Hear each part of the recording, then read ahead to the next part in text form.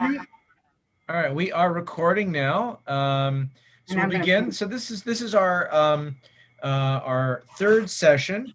It's our fourth session. The third of which is about the Jewish experience, history of the Jewish experience, and so just to recap and to stress that some of the things that we were talking about were not historically lined up. So, for example, if I could share my screen, and as I'm reviewing here, let's pull this up.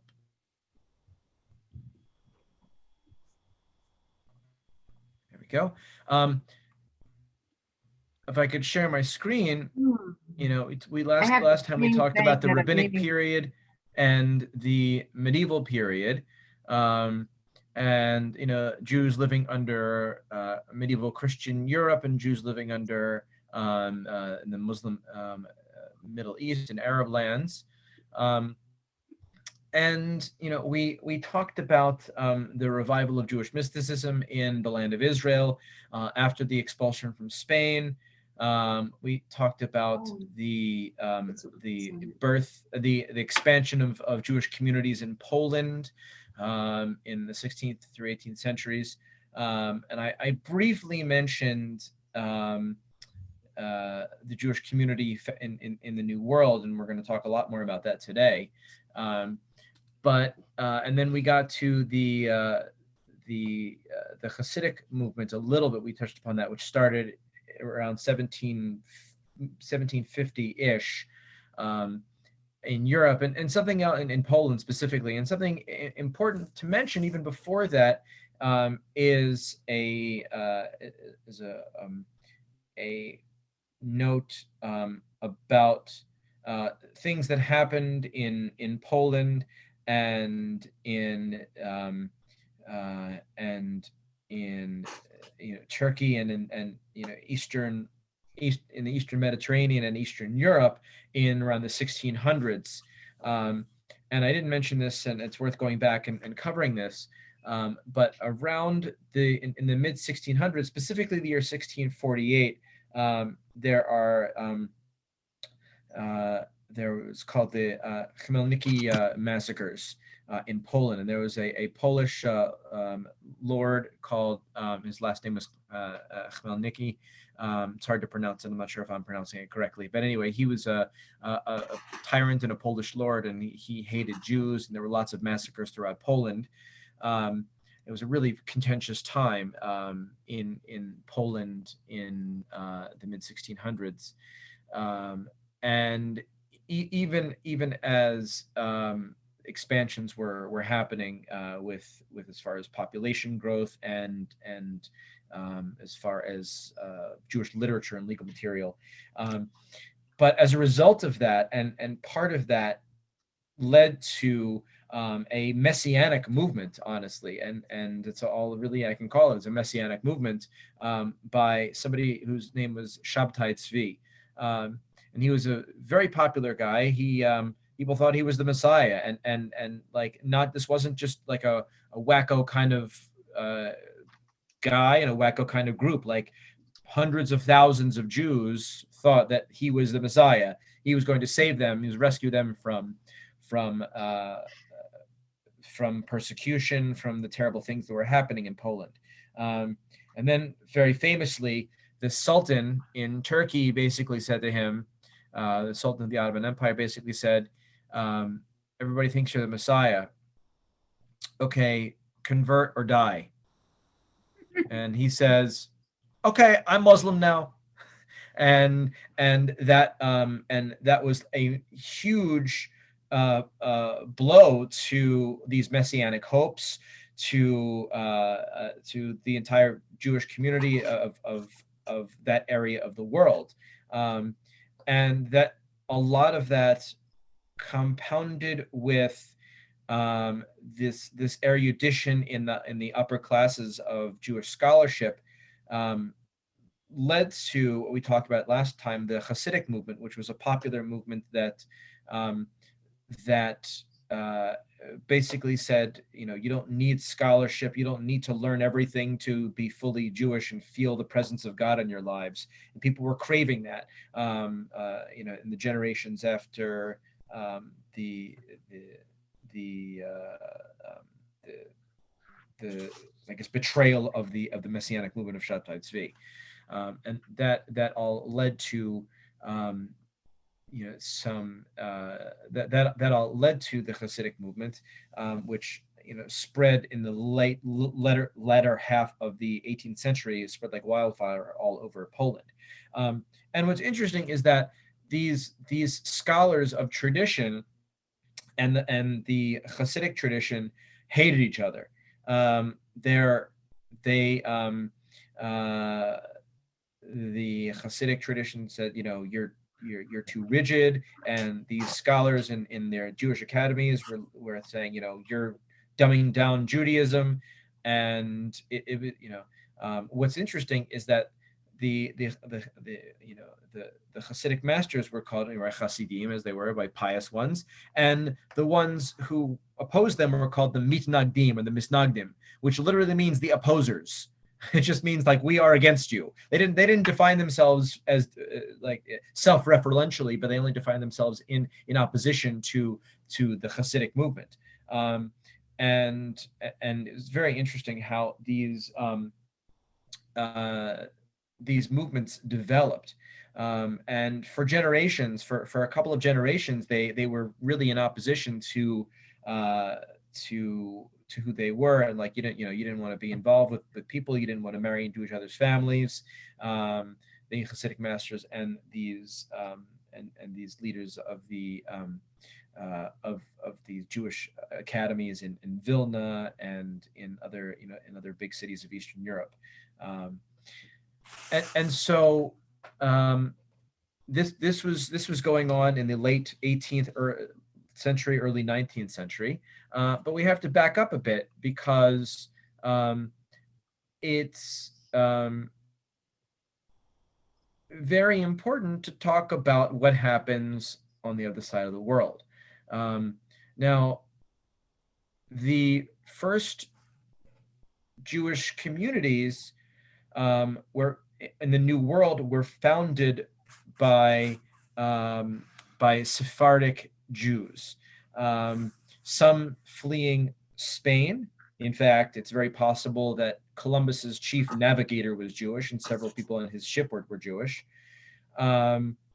And so the Spanish Jews, you have Portuguese Jews, you have Dutch Jews who are as part of all these exploratory groups sailing across the Atlantic, looking at the New World. So Jews, the first Jewish community is settled in Recife, Brazil. They were Portuguese Jews to settle in Recife. Very important. My uncle actually went to the that site in Recife, the first synagogue set up in, I think it was 1623. But what happened, I think Monty Python said that you never expect the Spanish Inquisition. Is that right? Monty Python said that. Well, that's what happened, in that the Portuguese, who were so open to this trade, well, they got the Inquisition, and that means they had to kick all the Jews out. Actually, no, what happened? Sorry, let me go back for a second. What happened was that these were Dutch Jews, and then the Portuguese took over the Dutch colonies, and the Portuguese kicked all the Jews out, so the Jews had to leave. And the Jews got on ships, and they said, well, we like this part of the world, and so we want to stay here. And they sailed, and they landed in New Amsterdam, another Dutch colony, in 1654. And what's crucial about what happens here in 1654 is that it sets the tone for Jewish life in the New World. Now, what happens is that 23 Jews pull into the harbor of New Amsterdam. That's New York today, by the way, when the British took it over, right? And Peter Stuyvesant was the Dutch governor of New Amsterdam, and he hated Jews, hated Jews. And he's like, no, you can't get off the boat. I'm not letting you come into this Dutch colony. And the Jews on the ship wrote to the Dutch West India Company, and they said, Stuyvesant's not letting us get off the ship. He's not letting us settle here. And the Dutch, again, very important to remember that the Portuguese and the Spanish were Catholic, the Dutch were Protestant, and interested in trade and free markets and free societies. They were the early part of the Reformation. The Dutch were very much influenced by that. And the Dutch government came back and said, we don't care who they are. Like, let them off the ship. These are Jews, and they're welcome in our colonies, and let them off the ship. And that's huge, because that set the tone for Jewish treatment in America, that Jews are equal. Again, this was before the British took over, right? But again, still that Western Protestant Reformation influenced idea that we are all individuals, and that our ethnic groups and our religious preferences have no bearing on our individuality and our citizenship. And so it's a very important incident in American Jewish history, 1654, where a government basically says they are allowed, and you cannot stop them from getting off the boat. I don't care who you hate. And so Jews begin to settle the Americas. Interesting story, personal note. When I was the assistant rabbi in Indianapolis at a very large congregation, the senior rabbi there was a descendant of Sephardic Jews and could trace his family back literally 400 years to Jews had come over and settled from Spain into the Caribbean. And he was from Panama, born in Panama, but he could trace his family to Panama and Curacao and Venezuela, and Jews who settled there literally in the late 1600s. And for that reason, Mizrahi Jews, Sephardi Jews have a much more robust and clear sense of their own lineage than Ashkenazi Jews who left Germany or left Poland 100 or 150 years ago, and their village was wiped out, or settled over or destroyed or whatever. So it's very interesting to see that comparison. But the first Jews have their come in the late 1600s, and again are beneficiaries of the post Reformation policies and Enlightenment policies of the Netherlands, of the Dutch, and especially the English after the English take over the colonization of the Americas, or North America specifically, from the Dutch. So it's, again, very crucial time. And so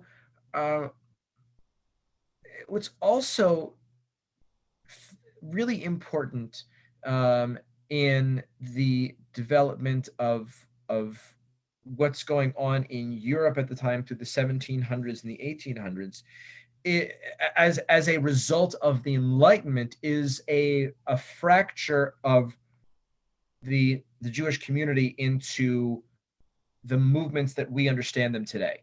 And the reason for this is the Enlightenment and the Reformation. And so you specifically have this in Protestant countries, and in Germany and in England, and to a lesser extent, but still the case in France and Italy, in these Catholic-leaning countries. But what you have here is, and especially after Napoleon takes over in France, and after the French Revolution, is you have this idea of individual liberty. and that each person is has a right to their own faith and a right to their own conscience, and each person has a stake, or each person is part of is part of what we call natural law, and the implication for Jews is that they are no longer ghettoized, meaning the Jews throughout the Middle Ages had to live here and had to live in this part of the city and that part of the city. The word ghetto is an Italian word, right? And the first ghetto was in Italy. I think it was Venice. Could be wrong, but I think it was Venice. Maybe it was Rome. Anyway, where Jews were forced to live in certain areas of cities. But when you believe that there's a thing called natural law, and all human beings are descended and have natural law, or have a stake in natural law, and we are all equal, then there's no reason, then you can't discriminate. And Jews were invited out of the ghettos to participate in society, on one condition, that they had to participate in society, meaning that Jews had to be German, or they had to be French, or they had to be Italian, and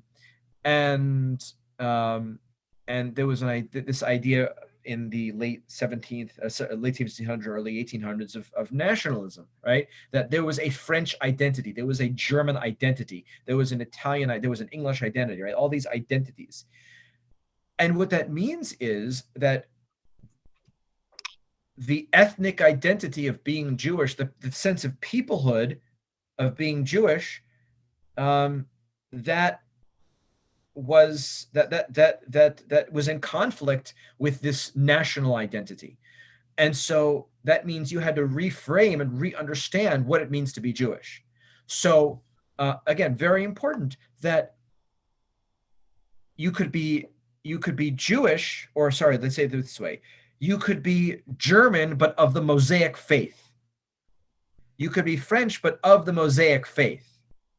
And this is where I say this is where the term Judaism comes from, meaning you are German by nationality and Protestant by religion. You are French by nationality and Catholic by religion. What about the Jews? How do they fit into all this? Well, you are German by nationality, Jewish by religion. And that's where we get this idea of Judaism being a religion. There's a wonderful book that I read in rabbinical school. It says How Judaism Became a Religion. It's just a wonderful title. How Judaism Became a Religion.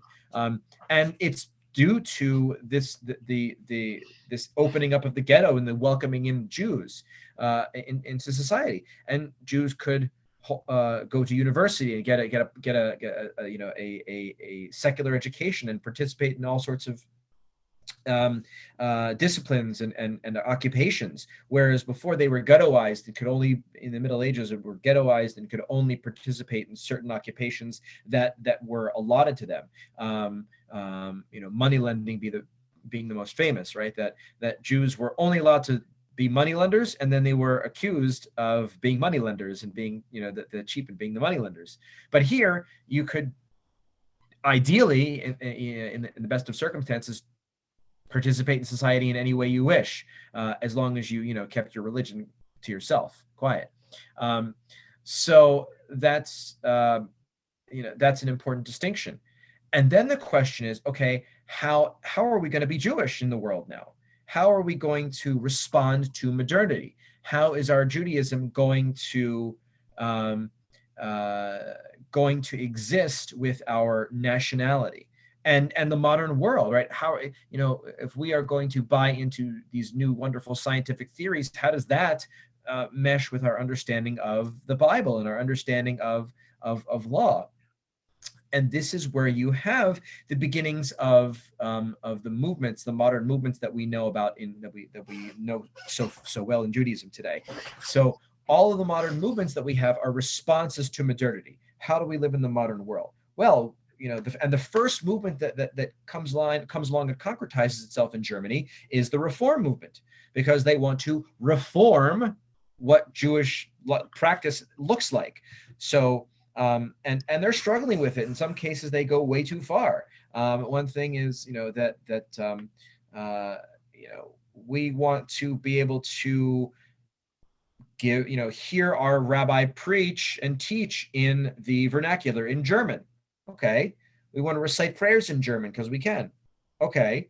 We want to give up, um, you know, all sorts of antiquated practices because they don't make any sense and they're unscientific.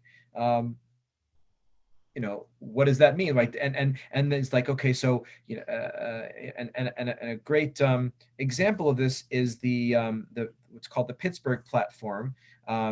It was written in 1885 in the United States, but it reflects a lot of the changes that were happening in Germany decades before. And it rejects a lot of Jewish ritual because a lot of Jewish ritual does not conform to modern, modern moral living and modern, scientific understandings and historical understandings of the past. And there was a lot of rupture with the past and reform. A lot of the early reformers said, well, we're not going to do any of this stuff because it doesn't make sense and it's all old. And then you have another group of Jews say, wait a second, that that's no good because you are jettisoning too much of tradition. And the response to that was the beginnings of what we call the Orthodox movement. And Orthodox Judaism, as a response to reform, wanted to preserve the traditions, and again, still find a way to be in the modern world, but try to find a traditional way of doing things. And in some cases, the Orthodox world also became much more reactionary than Jewish tradition already was before. So you would have the response was, we're not only going to incorporate the things that reform is getting rid of, but we are going to say these things are so important, and we're going to insist that they are ancient. And so any modern practitioner of Orthodox Judaism who knows what they're talking about is going to say that Orthodox Judaism is a response to modernity. Whether they say it's a response to reform, it's not so crucial, but it's a response to modernity. And the idea that Orthodox Judaism is ancient or a preservation of what came before modernity is just not true at all. And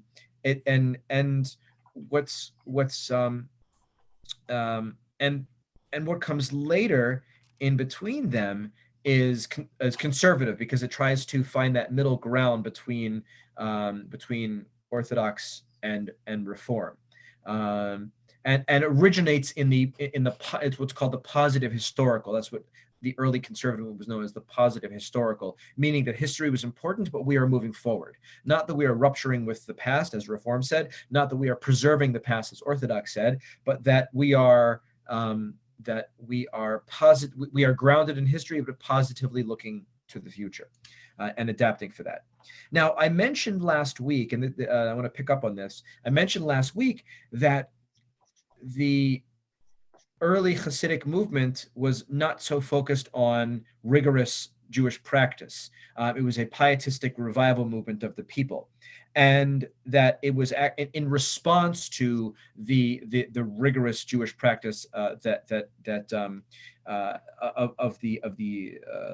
Eastern European Jewish academies.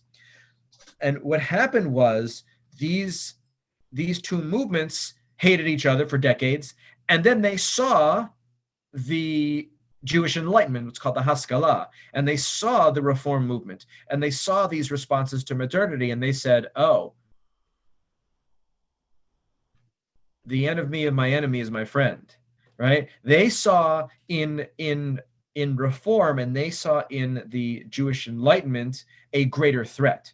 So the early pietistic Hasidic movement and the legalistic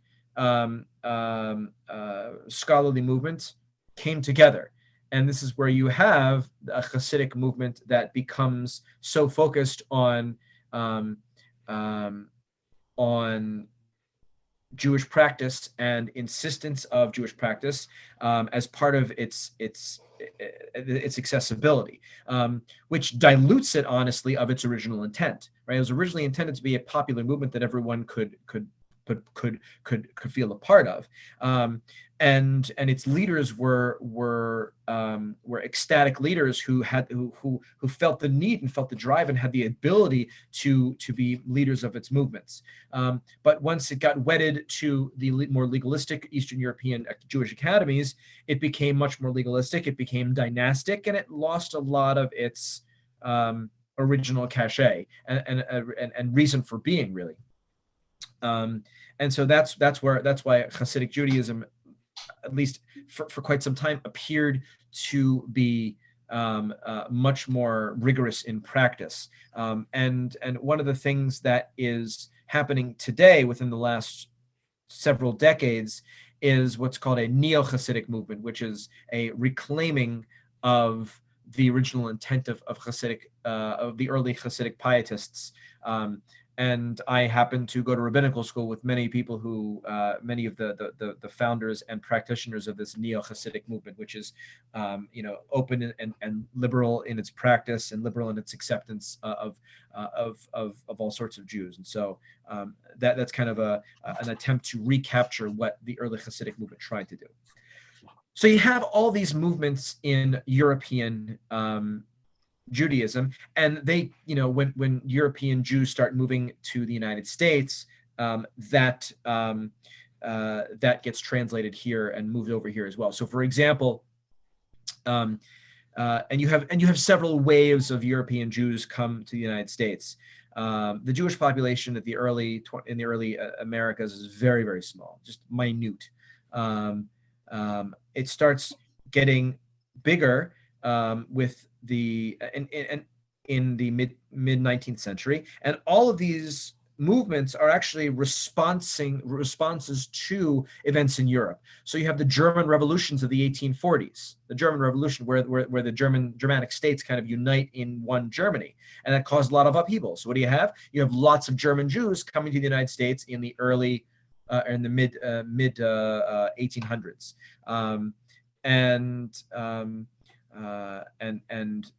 they, like all immigrant groups, have it hard at the beginning, and then within a generation establish themselves pretty well.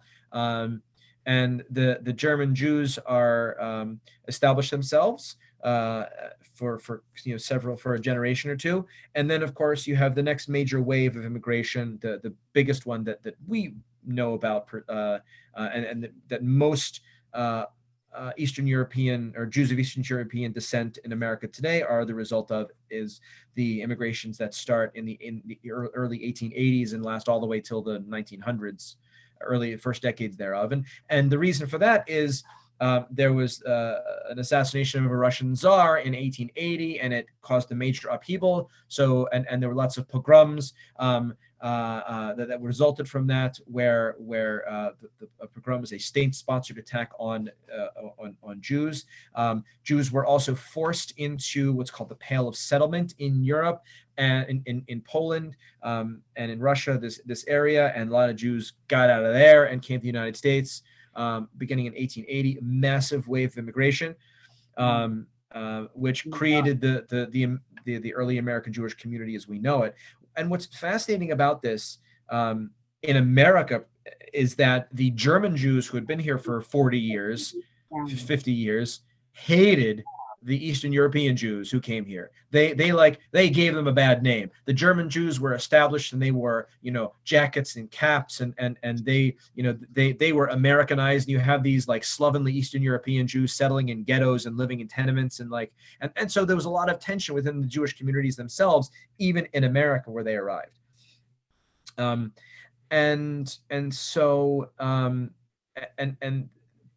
But even so, the numbers of this wave of immigration beginning in 1880s are just staggering, and it completely transforms the American Jewish community to the beginnings of what we know it today.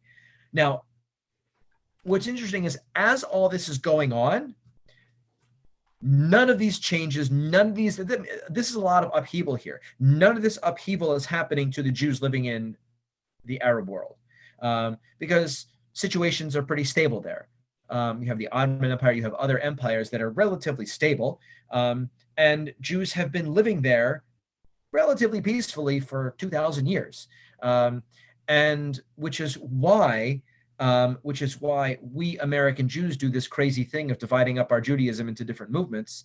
And you have Jews from Arab lands who they are either traditional or actually no, let me just say they're just they're traditional, right? They do the Judaism of their land, and either you observe or you don't, or you observe a little bit, and it's like, why get attached to names? I'm Jewish, right? And so this this is a real kind of culture shock to American Jews. And also it manifests itself a lot in Israel today, because the majority of Israeli Jews are descended from Middle Eastern, these Middle Eastern communities. And the Israeli system was, religious system was based on the Ottoman system of chief rabbinate and chief rabbis and such. And so they have a Judaism, and, Mizrahi Jews will, celebrate this and celebrate that. And what's Reform, what's Orthodox? I'm Jewish. This is what I do, right? And so the understanding, or at least the assumptions that we have as American Jews, and even in some cases European Jews, are just not at all part of the Jewish experience of those living in Muslim lands. It's very important to understand that, because and Israeli Jews as well, because of that experience. I'm going to stop there for a second. Any questions? Just a couple comments. Venice was the first ghetto. Venice, thank you. It was Venice. Definitely. We saw it when we were there. Okay. You walk through these gates and everything, and it's all the Jewish businesses are still there and everything. I don't know if I ever told you this, when in St. Thomas in the Caribbean. Yeah.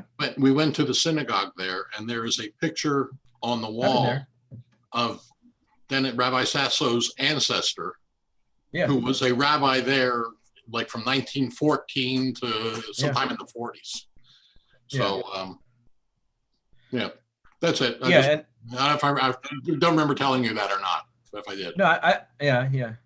And Sandy.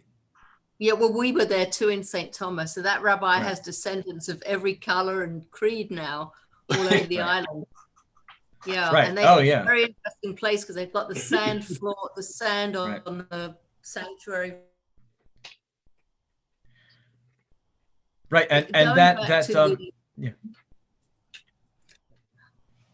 going back to, what you were saying about the Inquisition and so on, I'm just thinking back to Simon Schama's book, the Story of the Jews, or the History of the Jews. He talks about, thousands of Jewish children being sort of kidnapped and shipped over to the West Indies, and basically as slaves. They were, so. Right, and I was going to mention that at the end of the session, but I'll do it now. All over yeah, and I was going to mention that I would certainly recommend checking out Simon Schama, Schama. Yeah, the Story of the Jews. It's he wrote 2 massive books, and he also wrote and narrated I think it's a 5-episode special in PBS that is wonderful. His PBS television special, you could buy it on Amazon. It's a wonderful resource. I mean, I can't cover everything now right here, but I would certainly recommend The Story of the Jews by Simon Schama, Schama. Just a wonderful, wonderful history that goes back, to the beginning and brings it up to modern times. So highly, highly recommend. Yeah, and I spoke a little bit about the Spanish Inquisition last time, right? And part of that, you have these, crypto Jews, Jews who either hid their tradition, or were forced to hide it or whatever. So, for example, I back in Indianapolis, when I lived there, I knew someone who his family, he was Hispanic. I think he was born in Puerto Rico, but he was Hispanic, and his family always did weird things. Like they always lit candles on Friday night. He was nominally Catholic, but his family always did weird things like lighting 2 candles on Friday nights and some other strange things. And he looked into his family tree and family history and got more interested in that and realized that they were Jewish, like, hundreds of years before. And so he underwent an official conversion and, reclaimed his family heritage. But that's a very common story with what happens with some of these Jews. I mean, some got out and of their own accord, and some, changed and suppressed their Jewish practices and Jewish life. Yeah. Rabbi, there was another interesting book about crypto Jews called My 15 Grandmothers. And it's a woman who was brought up Catholic and was always finding herself attracted to Judaism, and nobody in her family would talk about it. And then when her grandmother died, this woman's mother gave her something that was clearly Jewish. And she really delved very deeply into this and found out that generations before, her family actually had been Jews in Spain. And then the family moved to Cuba, and there was a whole very long, interesting history. And she details that, and also created a cookbook of some of the recipes that went back in her family for many, many generations. One of which was taking like white bread and forming it into a fake pork chop, and that these people who were crypto Jews would burn it, and maybe even put some animal grease in it so the smoke would go up the chimney, and it would confuse their neighbors who were spying on them to see if they had really truly converted or not, because they would smell this, and see it coming out of the chimney and whatever. It's very fascinating. Wow, very cool. Speaking of which, and I'm going a little bit of a digression here. I just read a really interesting article today that there's I think one of the official Elvis historians went into the vaults at Graceland and found the tombstone of Elvis's mother, and the on the tombstone had which Elvis had redone years after his mother's death, had a cross in one corner and a Jewish star in another corner. So that pretty much confirms that Elvis was Jewish. At least his mother understood herself, and they so as much as Elvis was a Christian, he was certainly descended. There was always a rumor that he was descendant of Jews, that his great grandmother was, but his mother was Jewish too. So that settles that one there. Anyway, one more thing. Yeah. The Hasidic. I've heard other people talk how they adapted their mode of dress and where that came from. Well, again, that is a I think so. That is a result of again, not the. I think the second iteration of Hasidism, meaning after it had merged with the more legalistic Jewish group, the elitist Jewish academy, and basically what happened is that when they were forced to leave, or forced to, again, it's in contrast. It's a response to the Jews who are changing their dress and changing their way of interacting with the world, where this this formerly pietistic movement became very legalistic, and so much so that it said, well, we're not going to even dress like them. We're going to dress like we're supposed to dress in our village. And so you have Hasidic groups today, especially the more closed off and closed off and traditional ones, who dress the same way their village in Poland dressed. And you see this in Jerusalem, where it's, really freaking hot a lot, but they still dress like it's their village in Poland, because that's the way they dress, because it's their it's not just, they're not just preserving the legal traditions, but they are preserving the cultural aspects as well. But what I've also heard is that some of that dress is descended from the Gentile Polish aristocracy at the time. Right, because there is no such thing as Jewish dress. It's wherever Jews are living. Like, what are we dressed as? We are dressed as Jews who live in 21st century America, right? The Jews the German Jews who lived in America in the 1850s and 1860s dressed like, they wore top hats and long coats, because that's what you did in America in the 1850s and 60s. And the Ashkenazi, Jews who came here in the 1800s, the 1880s, 90s, and early first decade of 20, they dressed in, in first off Eastern European clothing, and then they Americanized and wore. So there's no such thing as Jewish dress. I mean, and if you look at Jews from Yemen or Iraq, right? They dress like Middle Eastern Arabs because that's where they live, and that's so there's no such thing as Jewish dress. It's just the culture you live in, and that's what you wear. No, but the point is that they were Jews, the Hasidic Jews, but they're adopting. Right.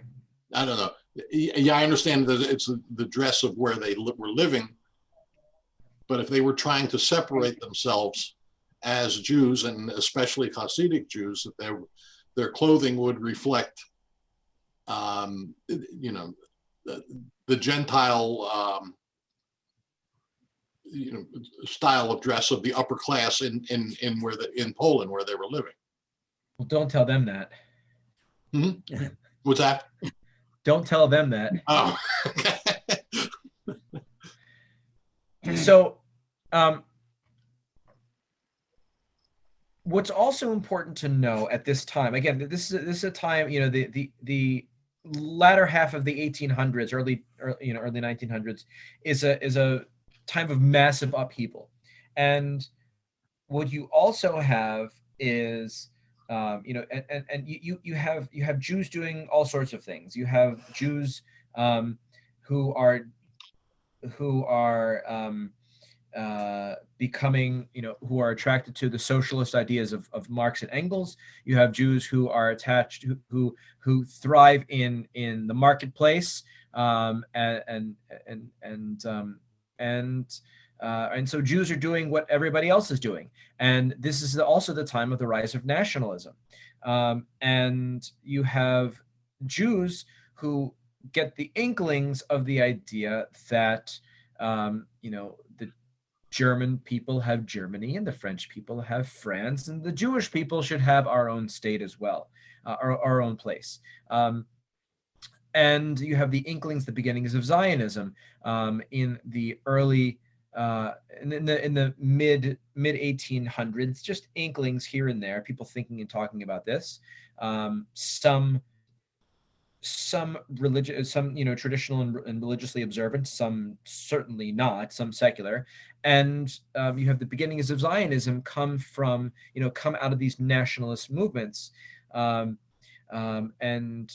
you have the beginnings of really in 1880s, and you have, you know, Theodor Herzl, who is a journalist from Vienna, and he writes the Der Judenstaat, the Jewish state, in 1896, and founds the Zionist movement in 1897 of Jews really all over Europe.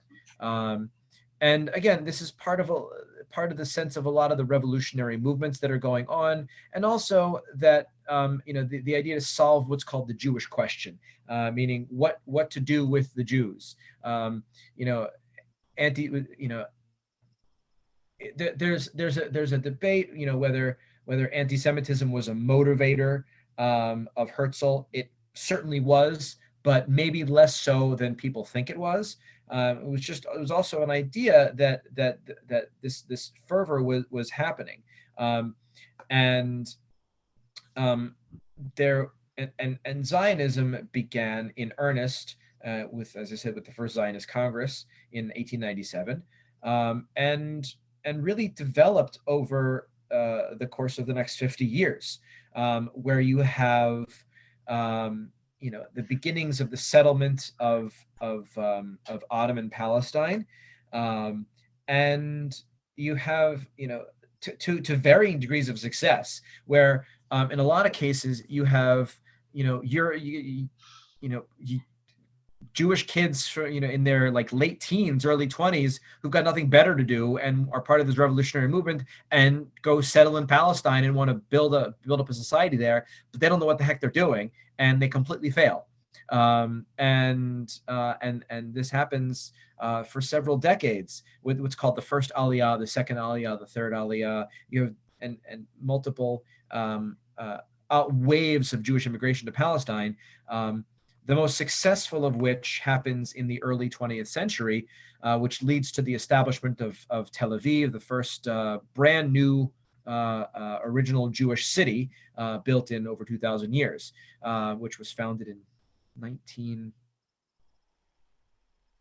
can't remember, it just had its 100th anniversary recently. I can't remember the exact date of the founding of Tel Aviv.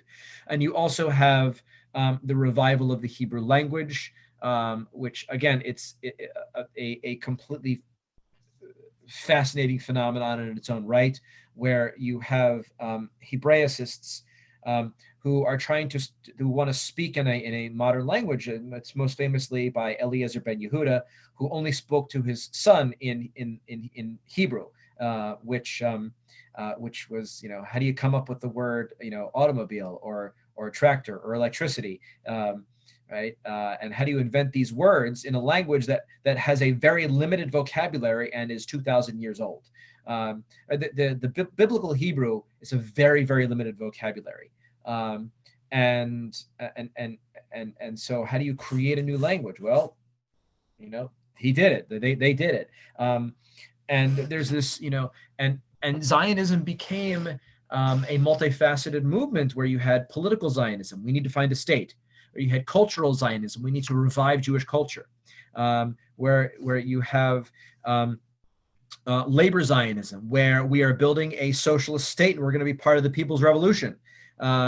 Where you have what's called revisionist Zionism, which is meant to revive, or revise the what Zionism is all about. And revisionist Zionism, that doesn't describe what it is, but revisionist Zionism basically says, hey, everybody, there are some people already living here, and we're going to have to deal with them. Meaning, and revisionist Zionism, I think, was one of the most realistic in its understanding that there are Arabs here, and they are probably not going to like this, and we have to defend ourselves if we are going to build a state, because they're not just going to, you know, come sing Kumbaya with us when we settle. They're not going to like it. We have to defend ourselves. And on the other hand, revisionist Zionism was also very much opposed to labor Zionism in its proffering of individual liberty and democracy and capitalism. So you have all of these versions of Zionism that are happening, and people are really thinking about this. It's really amazing that people are that this Jewish national movement has so many different sub movements within it, struggling with what is this thing called Zionism. And really today in the state of Israel, all of these movements have their own voice. And then you have religious Zionism, which attaches, which puts the movement of Zionism in religious language and in fulfillment of biblical ideals and ideas. And so you have all these ideas, and you have Jews, as I said, resettling Palestine for really decades. Tel Aviv's founded in 1909. I had that in my notes. And one of the amazing things is that when the State of Israel was founded in 1948, really the year before, when the United Nations offered a partition plan, all of the aspects, all of the aspects of statehood were in place. They had a council. They had a governing council, a democratically elected governing council. They had, infrastructure.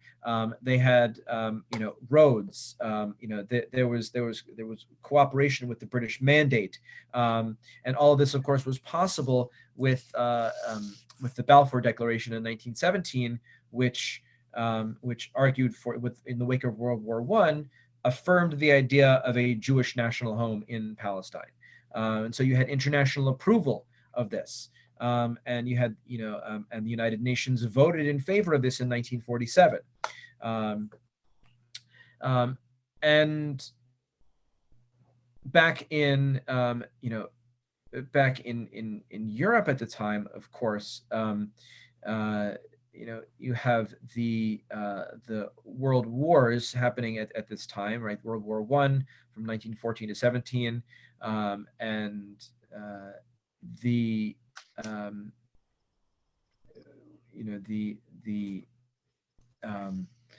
defeat of Germany, and a lot of the stuff you've heard in other venues and history classes and things like that before, which led to the Weimar Republic, a very weak republic in which the Nazi Party rose and instituted the Nuremberg laws under Hitler, and which resulted in the Holocaust, the Shoah, which really got going. Where there was all sorts of anti-Jewish persecution for many years, but that really got started in 1941 with 42 with the Wannsee Conference and the Final Solution and things like that, and the effort to really exterminate the Jews.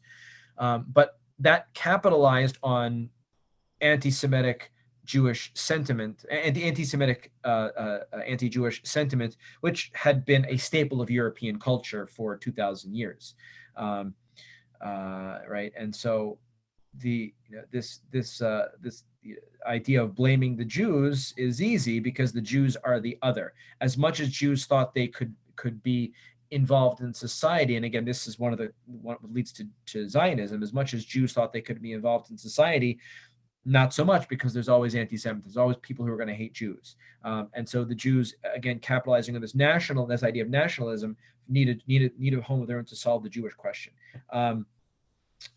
Hitler's answer to the Jewish question was just to erase the question, but the idea of this, of what to do with it, even the Jewish question itself is like it's almost like an anti-Jewish proposition anyway. What are we going to do about the Jews? Like, why even focus on that, right?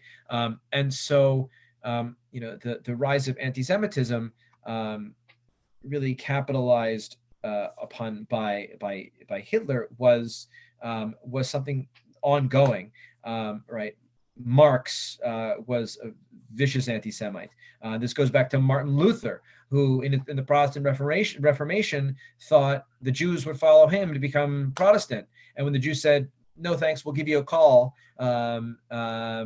Luther said, "Oh, now I hate the Jews too, because they didn't convert to my form of Christianity."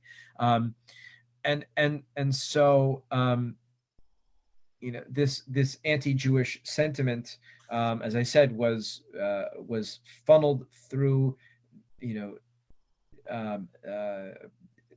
German embarrassment in World War I, and through in which many Jews served the German army, through Hitler's rise to power and scapegoating somebody for all of Germany's problems.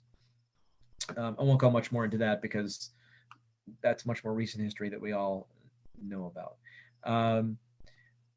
And here, after the, and of course, after the Shoah, with where 6 million Jews were murdered, the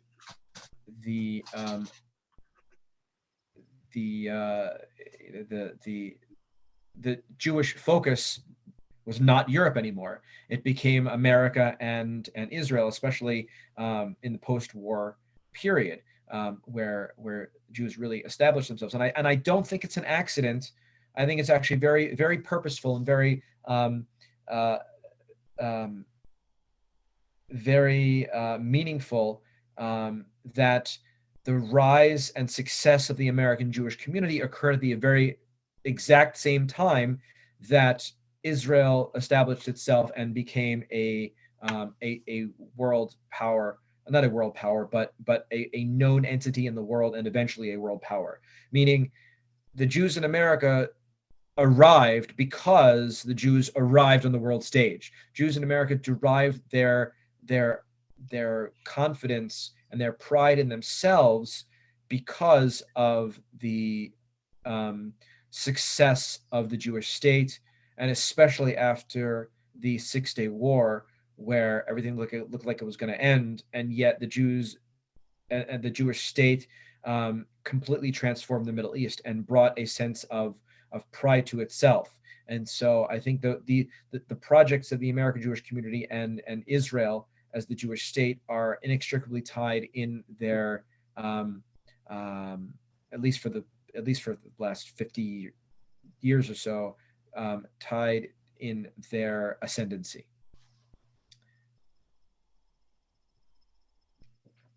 Any thoughts, questions, things I might have missed but you wanted me to talk about specifically?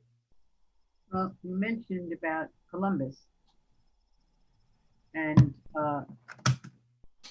in 1492, Columbus sailed. So some Jews were on the boat in Spain. And did they settle, or did they go back? It's a good question. I think for the most part they were explorers, and so they went back. But some certainly, did settle. I mean, those first few journeys were certainly just exploratory. Right.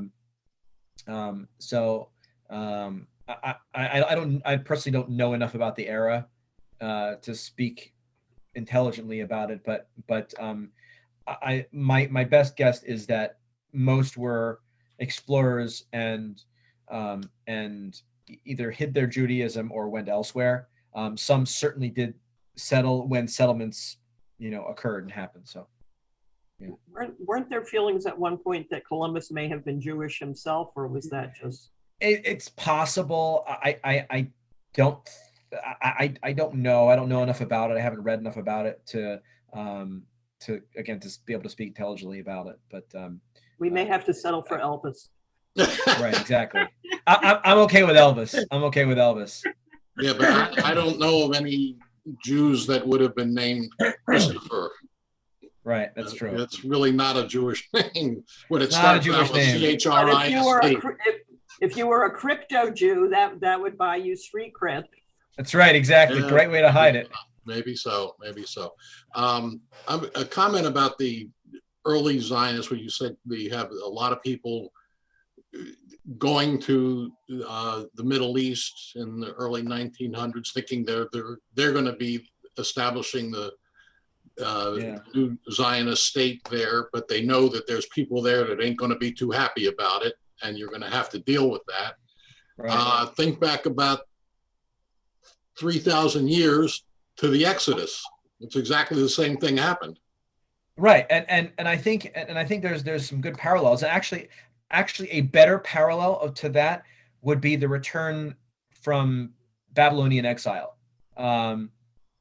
because the return from Babylonian exile has a lot of similar conflicts to it, where you have what tradition calls, or what the some of these other calls the Am Haaretz, the people of the land, and you have the Jews who are returning from exile in Babylon, and you have the people who are already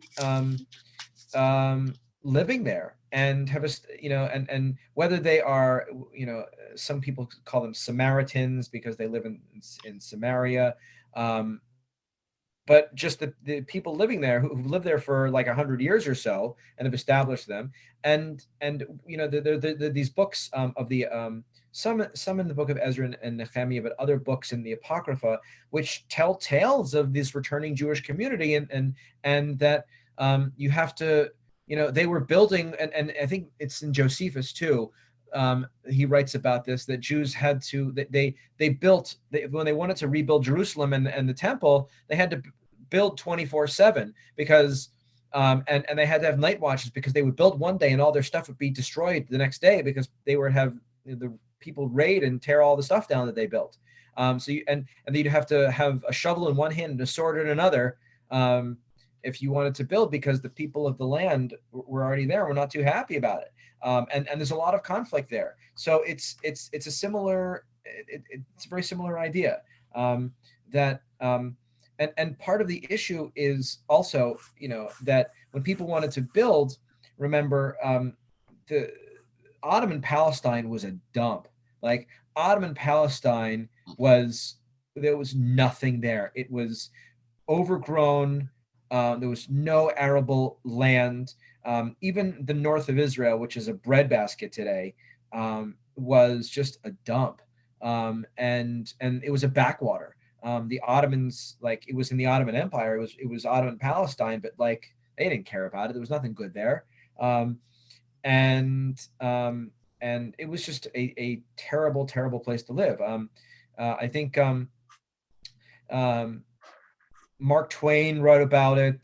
Teddy Roosevelt wrote that they both famously traveled. Mark Twain and Teddy Roosevelt traveled to Palestine and wrote about how disgusting it was, because they read about, like, they read about in the Bible, and like Solomon and David and like this and the grand, like, the Bible exaggerates, of course, the grandeur of it all. But man, they wrote back like, this place is a dump.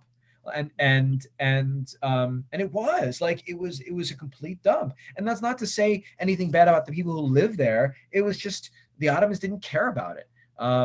You can't compare Jerusalem in 1850 to Istanbul in 1850. They look like, it's just the land of Israel, the Ottoman Palestine, was a complete dump. And that's and I think that speaks to the transformative power of a native people in their own land, being in touch with the land, and making the best of what the land is, because really the land, the land of Israel was most prosperous and was most developed when Jews were living and governing there. It's just the case. It just is. And so I think there is something, there's something mystical and holy about that. And there's something really, powerful about the idea of a people living in its native land, developing it and to its fullest extent.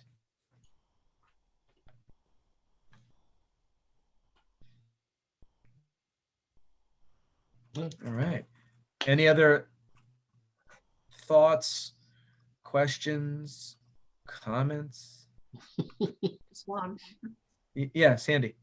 Just one. I mean, would you just touch on the fact that there was hundreds of thousands of Jews living in the Arab countries, in the surrounding Arab countries, that was expelled.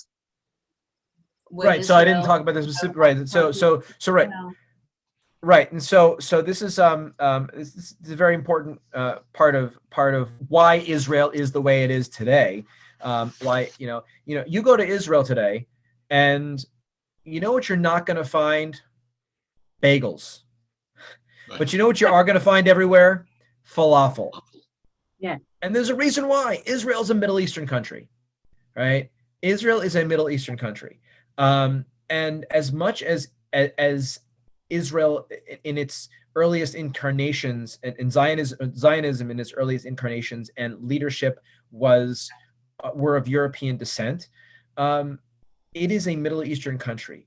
And the majority of Jews who came to Israel in its earliest years were Jews from Arab lands, who, when the establishment of the state of Israel happened in 48, over the next 5, 6, 7 years, the Jews from Arab lands expelled all their Jews, and they mostly came to Israel.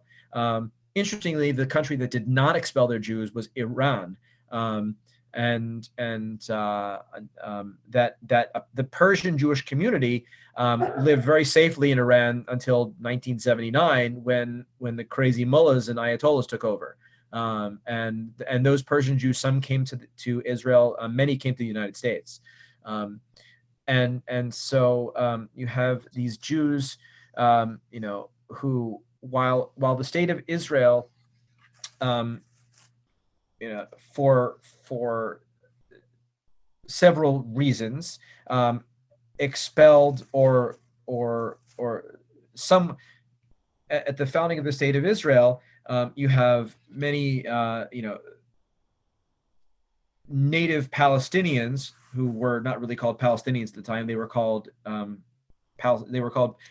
Arabs. The name Palestinian did not catch on until 1964 with the Palestinian Liberation Organization. But you had native Arabs who either were expelled by Jews, who were either or left of their own accord because they didn't want to be in the middle of a war, or were told by Arab armies to get out. We're going to win your land back, and then you can go back. That didn't happen. And an equal number, if not more so, of Jews from Arab lands were expelled from there and came to the land of Israel, the newly established state of Israel. So you have kind of a refugee swap happen in the state of Israel, in the newfound state of Israel. But yes, Israel is a Middle Eastern country with the character of a Middle Eastern country, and so it's it's because of this influx of hundreds of thousands. Like, the population of Israel was I don't know the exact numbers off the top of my head, several hundred thousand, maybe close to 1 million, but then you had 5, 6, 700,000 Jews from Arab lands come over the course of the 5 years after the founding of the state, which completely transformed the character of the state. Which is, as I said, you don't find any bagel shops, but every street corner has a falafel stand. So yeah, I think that's again, we're getting to more modern history, which you can certainly look up in other places. But yeah. Well, my father's family came from Turkey. Yeah. And basically, our foods are very Middle Eastern. Oh yeah, much better than us, our Ashkenazi foods. Yeah. Well, my mother was Ashkenazi. My father was Spanish. So right. I always say I'm a mutt. Right. In Israel, an intermarriage is between Ashkenazi and Mizrahi families. Right. Wonderful. So that concludes kind of our general overview of the history of the Jewish experience. What we're going to get into next week is practice. So I structured this as belonging, behaving, believing. We're going to spend several weeks with behaving, Jewish practice. We're going to talk about what is the idea of mitzvah, of obligation, of commandment, and what that looks like, what that sounds like, how that manifests itself. And we'll spend several weeks talking about the doing, what Jews do, and the practices, life cycle events, year cycle, holidays and things like that. So stay tuned. Come back next week at 7:30. Very informative. All right, great. Thank you. Very good. Thank you. Thank you. Thank you. Good night, everybody. Good night. Good night.